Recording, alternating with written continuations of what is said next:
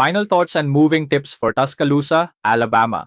Deciding whether to move to Tuscaloosa starts with comparing real numbers against your personal priorities and understanding how this city will feel in your daily life, not just what the headlines say. If housing affordability is a core driver of your relocation decision, Tuscaloosa really stands out.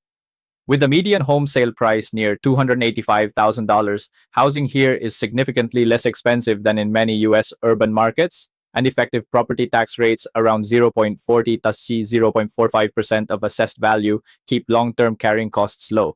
For renters, a typical two-bedroom unit averages around $1,250 to $300 per month, which is still below national urban averages. These housing costs, combined with a cost of living index close to the national average, mean your everyday dollars can go further here than in many larger cities. When it comes to work, Tuscaloosa's economy has anchors that provide stability rather than boom and bust growth. The University of Alabama employs over 11,000 people locally, and other major employers like Mercedes-Benz US International, DCH Regional Medical Center, and local school systems collectively employ thousands more. The overall unemployment rate near 3.3% and forecasted job growth of approximately 8% through the next decade suggest a steady labor market, especially for careers in education, healthcare, manufacturing, logistics, and skilled trades. But it is equally important to weigh aspects that might challenge your expectations. Crime statistics show that Tuscaloosa's violent crime and property crime rates run above national figures, due in part to concentrated activity near student-oriented areas. Many families and long-term residents choose neighborhoods like Woodland Hills, Meadowbrook, or Northport specifically because those areas consistently show lower incident levels than the citywide average. Weather remains another practical factor. Summers are hot and humid, with average highs in July near 92 degrees Celsius, and Tuscaloosa lies inside an area of elevated tornado risk known as Dixie Alley.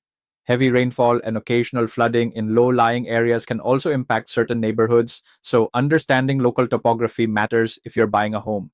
Transportation decisions should reflect your daily routine.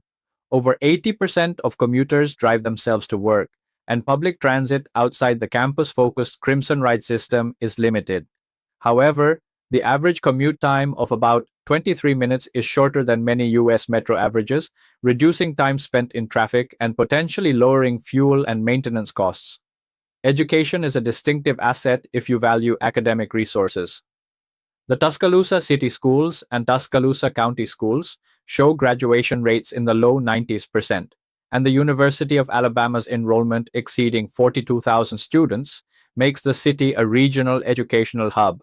Additional institutions like Shelton State Community College and Stillman College expand workforce and professional development options. Before you make a move, here are practical tips that differentiate informed decisions from guesswork. Check neighborhood-specific crime maps instead of relying on citywide crime averages. Visit outside peak university events. Football weekends and graduation can skew traffic, rentals, and overall activity levels. Assess flood risk on individual properties in low-lying zones near creeks or the river. Budget utilities carefully, as summer energy use can be higher than in cooler climates. Compare work commute routes during rush hours to see how travel time feels in practice. Tuscaloosa is not a boomtown, but it is a city of stability, affordability, and institutional depth.